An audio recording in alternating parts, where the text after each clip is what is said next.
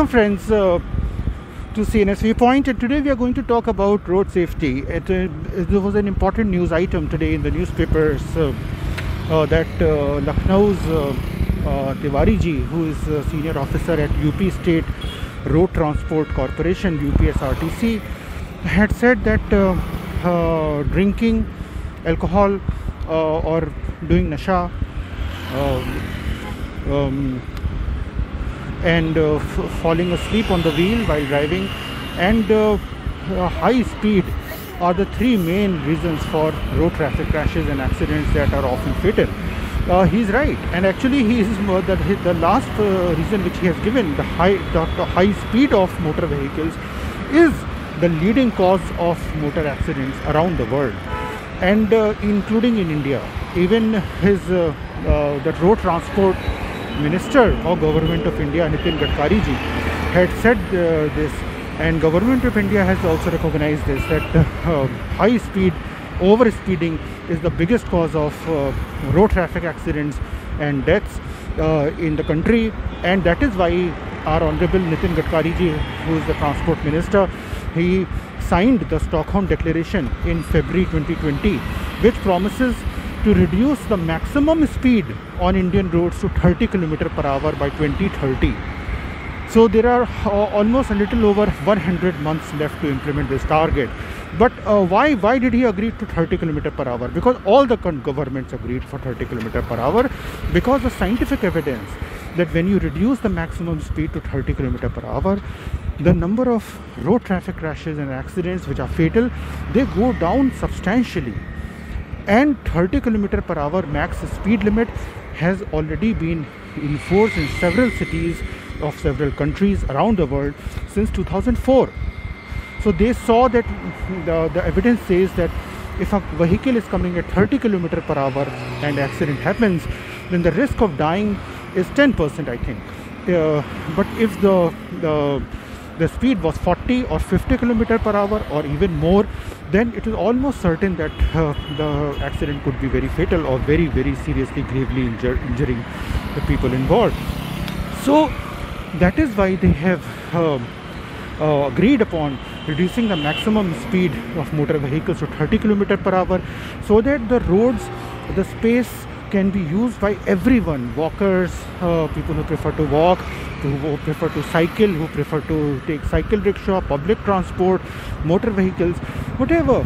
But everyone's children can walk to school, play, so everyone can use the road space safely without the risk of dying in a motor accident.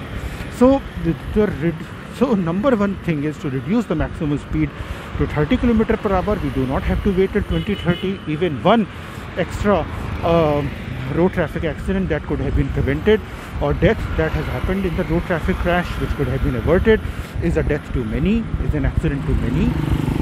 So it is high time that the Nitin Gadkari ji, the public transport minister of the country, and Pradhan Mantri Narendra Modi ji, Prime Minister, who has also agreed with all the heads of states at the United Nations General Assembly in August 2020, that echoing that that they all will implement 30 km per hour maximum speed limit. So let us hope that happens. That is number one. The second is, as the intent is to provide safe, convenient, comfortable, accessible, affordable public transport for each and every human being on planet Earth. This is only possible via strengthening public transport systems, and not possible through selling cars to each one of us. That's not feasible, practical, possible, sustainable, whether you look at from environment point of view, oil point of view, space point of view, roads point of view, anything, parking point of view, anything. So the most important and most life-saving and sustainable transport could be that if public transport becomes so good, so accessible, so affordable for each one of us, that owning a private vehicle is no longer required. That is the only possible way which will lead us towards sustainable transport. But what is happening, that we are having very bad public transport systems in so many parts of the world, including the city where I am currently in Lucknow.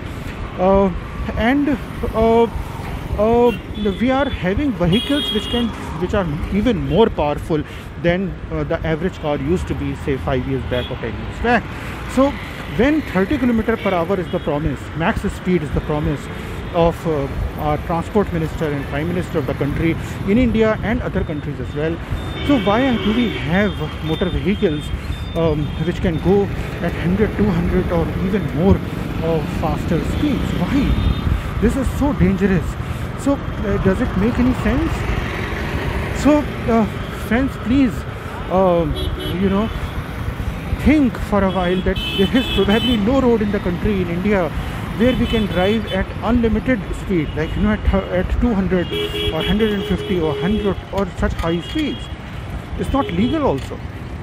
Of course it is not safe at all at any speed above 30 km/h. So